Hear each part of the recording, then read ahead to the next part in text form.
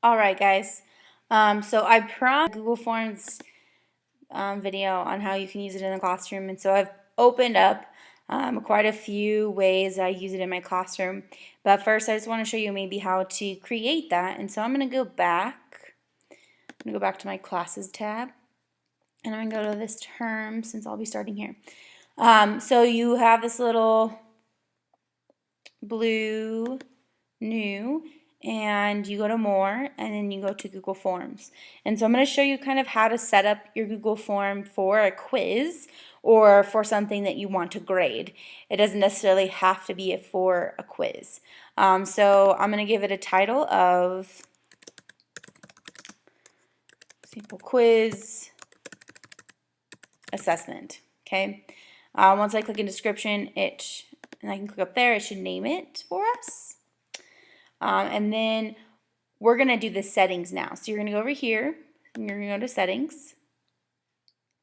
For students, I always want to collect their email addresses, and then I limit to one response and make sure that only people from Surprise Valley Joint Unified School District users can use it. I don't want my students to edit after submit if it's a quiz. If it's some kind of reflection, I click this so they can go back and edit it. And then if it's like a multiple choice or something like that, I do let them see the summary charts and responses. But for our purposes today, we're just going to leave it like that. If you go to presentation, if it's like you have each section and they want to know how far they're getting through, or you do one question per section depending on how you want to set up your Google form, you can show the progress board. I always shuffle my question order because it's part of something for a quiz. And then you can change the confirmation message. So, for example, maybe I want to put, congrats, you finished. Now, take out a book and read until the bell rings. Maybe I can give directions on what to do after they're done with their quiz. And then also, this is how you make it a quiz. You go to the quizzes section of settings, you click make a quiz. If it's something that you can give immediate feedback on, you can go immediately. I usually go later and turn on the email collection notification. I want students to be able to see which questions they missed, which questions they got correct, and their point values. So then I just click save. So now my quiz, or now this is set up as a quiz and something that I can go back and grade. Another thing I like to do is I'm going to change the color palette. I like to do pictures. You can upload your own photo, but for today's purposes, we're just going to choose something like, let's do this. Okay. So that'll go ahead and it'll change the theme of our quiz. Over here, this is how you add a question. You can add a title or a description to something for additional directions for questions that follow. You can add an image, add a video, and you can also add a section. And I'll show you how to do all of these things. So let's just say that we have our first question, and I want them to answer what is the cellular membranes, job. Horrible question, but say that's our question. Over here you can change it to be multiple choice, check boxes, drop down. They answer in paragraphs, so it won't cut them off, or a short answer. Short answer is like one word answers. It could also be, if this was a survey, you could have them do a linear scale, multiple choice grid, or checkbox grid. And these two things right here are new. I've never used them, so maybe we'll go ahead and just click it and see how that works. Cool. Okay, so that makes sense. So what it'll do is I used to make my own questions, but now you can actually grade these, I'm assuming. Yeah, I don't know. We'll have to figure that out, but okay. So those are the options. These are my three. This is like a drop down.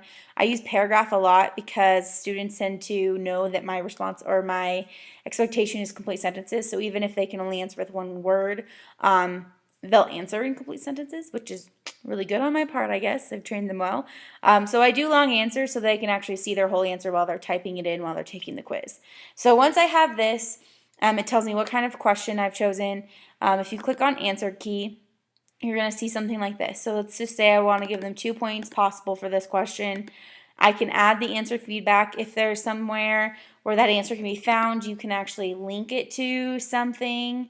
So that's kind of cool, like a link of some sort so they can find the answer later. And then you go back to edit question. And then I always click required, so they can't get away with that. Sorry, I just want this response validation. What does that mean?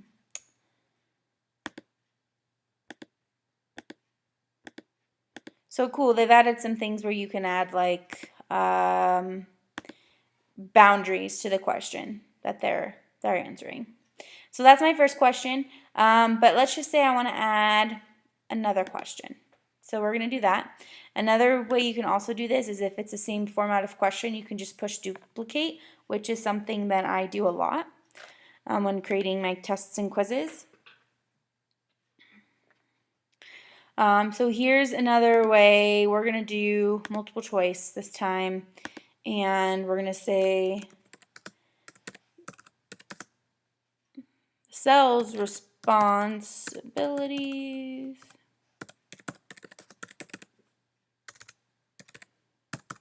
Okay, and then I'm just going to give some answers.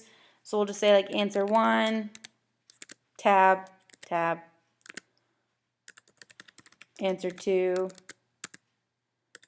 answer 3, whoops, and we'll just do add other. So then others in there.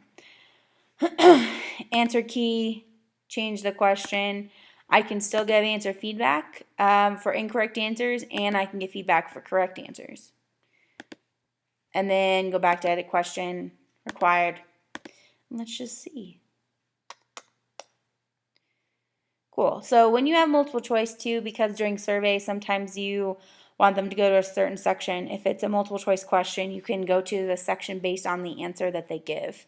So maybe they feel rated out of 10 in a certain area. Well, cool, then you don't need to go over that stuff. They can go to a different section, or depending just on the answer, you can send them to a certain section. So speaking of sections, I'm going to show you how to do that. Here's a section right here. So once you add a section, it looks similar to when your quiz or assessment or whatever you're using this for first starts.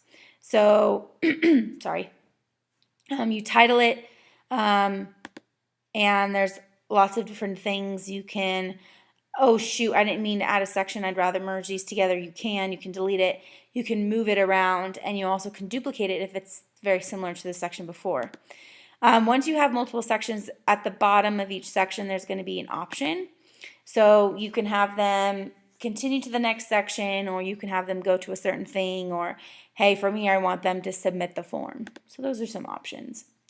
I'm also going to add a title and some description. So if I need additional directions somewhere throughout the quiz, you can do this. I would not recommend this if you're going to do some shuffle questions because it gets confusing. You can also add an image. Let's just search. Let's do cells. So let's just say we want to select this. So it's going to add the cell in there, and we can name it, and we can left align, we can change the picture, we can remove it from there. Sorry. We can also add a video. So video search, let's just say cells. Let's see what comes up. Cool, I want them to watch this 7-minute or 10-minute thing on cells. So I'm going to insert the video. Maybe they'll have to answer some questions on the video. So I've inserted that video. And so I've shown you how to use these specific features of Google Forms. So once that's done, I always go to send. And I go to the link, I always shorten it, and then I just post that to my Google Classroom. You can also create a QR code. If you want to preview the quiz at any time or your form, you just push preview, and it takes you to what it looks like to students. And so this is what it would look like. And then we go next. Oh, dang, those are required. So I can't move on until I complete them. So I'll just say answer 1, and I'll just put in something next that I can go to my next untitled thing, and it's got all the information I need. But I did have them on shuffle, so that's how my video ended up first and my picture second. So sometimes shuffle isn't always the best option for you. If you want to create a QR code, I have a little QR code maker here, so I would click it and then I'd have a QR code that would take you to the actual quiz. Something I forgot to show you, yes, I want to leave, is how you set answers correctly. So with multiple choice, when you go to the answer key, you actually just select the correct answer. It's kind of difficult because they actually let you do select more than one when it's just a regular multiple choice question. So I would just be careful and make sure that if you're going to have something with multiple answers, I wouldn't use a multiple choice. I would use your check boxes. All right. All right, so that is just how you kind of set up your quiz. Pretty basic, and you can use it for a lot of different purposes. So I'm just going to go briefly through some of the ways that I've used it. So we're going to exit. So this is Enact Communications Prepared Mini Speeches. So we were going through the different types of public speaking, and we did a mini prepared speech. And so I actually use this as a teacher while my students were giving their mini speeches. And so I actually use this as if I were the student to fill this out so that I have the feedback. So I wanted their name, their topic, the time that they took, how much did you learn, how well was the student prepared, and did they use note cards. And I've also shared this same thing with my students, and so they can also grade those students. But this is me, so it goes through and it names all the students, etc. Okay. And then I can look at their individual responses, and so I can look at all of Henny's things. I can go to the next student and I can look at all of Zane's things, and I can grade them. This is not a quiz, so I can't look at question by question, and I can't grade them. But this just gives me the feedback so that I can grade them when I actually did. So this is just a collection versus like a quiz or an assessment. If I wanted to look at it through a spreadsheet, through Google Spreadsheet, you can always click this button and it creates a Google Spreadsheet where you can also look at all the information that this Google form has collected. You can print the responses, you can delete the responses, and you can also stop accepting or accept the responses from this page. Right? Cool. I also had students do kind of like an exploration. I wanted to know which one they were going to choose for their final and just some other questions and see if they could answer them. So when we first started, I had them explore possible contests that they could do, and then I wanted them to answer some questions. So there was that, and then here are their responses. And so again, this is not something that I graded, but it's kind of cool to look at, okay, which percentage of students explored job interview and explored creed, impromptu, prepared, and extemporaneous. And I can also look at all of their answers at the same time. And then again with the individual. So that's the way I've used it. I use it a lot for reflection. And so we did a big, huge FFA week rally, and everything else in my class actually ran that. And so at the end, part of their grade was they had to reflect. And so I have 5 different sections. And so here's a little thing with directions and some pictures. Like, hey, look at the fun. Look at all these cool things that we did for these kids. And then we did individual reflections, and students were graded. Okay, I believe they were graded. Maybe they weren't. Then the committee reflection. So how well did your group work together? And then the grading. So how do you feel your individual grade should be, and how well do you think the overall committee should be graded? And then we did a big Friday of activity, and so then I wanted specific information collected for that. So that's what that looked like. Go to the responses. Cool, I can look at all that information at one time. I guess I didn't grade this one, but I'm getting there, I promise. I also have students do more like self and peer grades to see how they feel that their classmates and themselves are doing. I'm not sure we ended up actually getting to this one, but it is something that I have set up, and I use this same thing over and over for different reasons.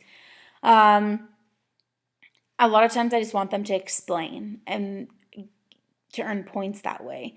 And so if we would go to responses, there's none, but if there were, we would be able to look at individually and question by question. So that's what another way I use it is through peer and self-grading. And then, of course, I use it for tests. I only actually had 4 students in earth science by the end of the year. So this is the test that they took. Here are their questions. This is what it looks like to me. Here's another section, and so they had to answer questions on the textual triangle. Okay. And then when I go to responses, a new update is this question. So I can look at the summary of everything together. And I love how to see like the statistics. It gives you a clear understanding whether your students are understanding the information, and also it's a good data collection, and it's something we should be doing as teachers, is collecting data. And then you can also look at question by question. So I can grade question by question. So instead of grading individually, I can go one question at a time and grade them and either mark it correct or incorrect and give them a certain amount of points. So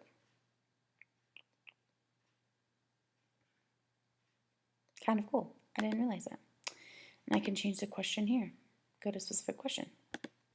And then again, individual.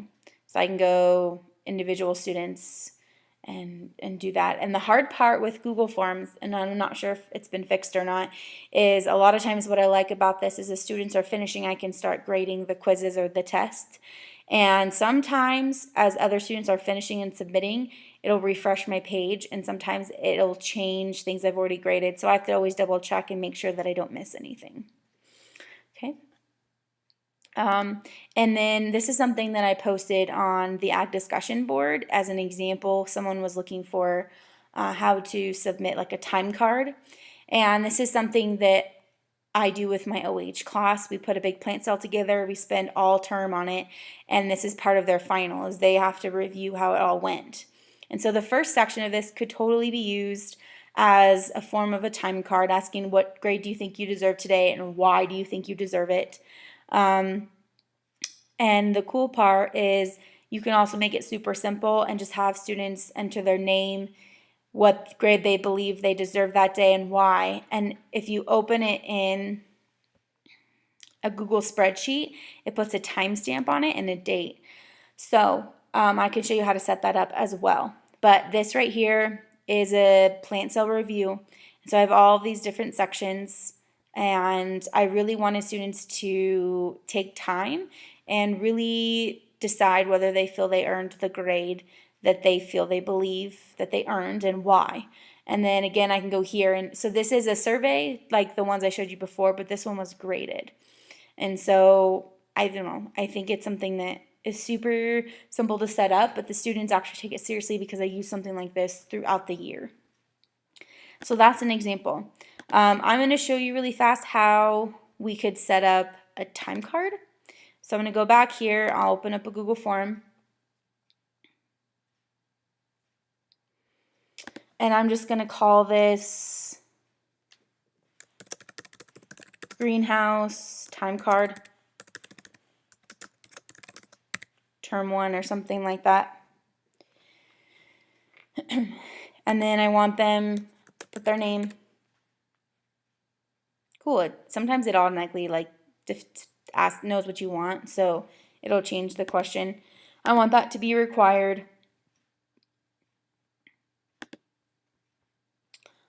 Like, what grade do you think you deserve today? And then I can actually add all. Okay? And then I'm going to make that required as well. And then I'm going to come and add one more question. And just have it say, explain why you deserve this grade. Cool. And knows it needs to be a long answer text. I'm going to require that. So that would be your basic time card. And there are options. I would collect their email addresses just to be safe. And then I can't limit it to one response because I need them to continue to do this. I possibly would let them edit each after they submit in case they feel they did something wrong. Would not shuffle the question order. I would show the link to submit another response afterwards because it's going to be continual. And then there is the possibility that you could totally make this a quiz and you could give point values to those answering those questions. But another way that you can do this is if you go to responses, you can click this and, oh, we never named it. Hold on a second. Let's name our, there we go. Cool, yeah, we want to create a new spreadsheet. And so if you have multiple time cards, you could also select an existing spreadsheet and keep all your time cards on the same thing. It'll just add a new tab. So it's going to link itself to this response. And so what you'll be able to see is after students complete this time card, it'll timestamp it for you so you know the date and the time that it was completed, their name, what grade they think they deserve, it'll list it here, and then there'll be their explanation. And so this could be a super easy way to keep a time card in your class. And what I would suggest is that you create a QR code like I talked about earlier with this. So through Preview, you can go ahead and you can create a QR code, copy and paste that. You can add it to your Google Classroom. You could post it in your classroom, maybe on the door leaving so kids don't forget that they need to submit their time card. Maybe it's something that you have in your About on your Google Classroom if you've watched my other video about Google Classroom. There's multiple possibilities with this. Hopefully this is something that you can use in your classroom. I use forms for everything and kids know to expect it. It's free to use. It's not difficult. When it comes to the final, if I want to use old test questions, what I basically do is I copy that. I'm going to get out of here. I copy the form and then I'm just able to add other questions, etc., and kind of use it. And I usually do like parts of my final, so I don't have to be recreating questions, but I can mix them up, and it becomes super convenient and cuts down on a lot of prep time in the classroom. A few other things too is you don't always forget about don't forget about this cool little 3-dot menu. It's on all of Google's stuff. You always want to check it out. You can make a copy from here. You can trash it. You can print the whole thing. Another thing is you can add collaborators. So maybe you want your FFA members, because I'm an ag teacher, to take a survey, or even this is how they vote for FFA officers. You can add collaborators, so maybe you and one other student need to be able to have access to that. You can add them to it. You can also add other teachers to your Google form. Maybe it's a parent survey, which we have totally used this as a way to get feedback from parents. It makes it super easy and it can be anonymous. They don't have to have Google to do it. There's plenty of other add-ons that you can work around with Google Forms. I have not taken the time to do that, but once I do, I'll make some videos on it so you have less work to do. And then always you can have some default settings, and so default quiz point value, you could always change that to the default number is always going to be 1 point. I always want questions to be required, and I can always collect email addresses, and you can always, obviously, once you set those defaults, go in and change them. So it collects the email address, but I didn't want it to. But when I create a new one, it'll default to collect email address, and you just come in and unselect it. So hopefully you learned some different ways you can use this in your classroom. Google Forms is probably my favorite way to collect information in the classroom because it's so easy to access and it's super easy for students to use. Another few ways really fast to send this form is maybe you want a quick survey and you want to send it to teachers. You can include it straight into an email. They don't even have to go to Google Classroom, or Google Forms. It's straight in that email and they can submit it that way. Obviously there's a link. You can also embed it. So if you have like a website and you want to embed something there, like maybe a contact Google form where people can fill out information so you can contact them back. There's endless possibilities. I also use it as an online way to have people order barbecue meals for our FFA fundraisers, for our drive-through barbecues. Especially within the districts, it's super easy for them, and then they just pay when they come. I hope that you can find a way to use this. I know I've said that like a million times, but it truly is going to make your life so much easier, and I hope that you've learned something. And if you have any questions, just let me know, and I can always show you how to use it. Thank you, and have a great rest of your day.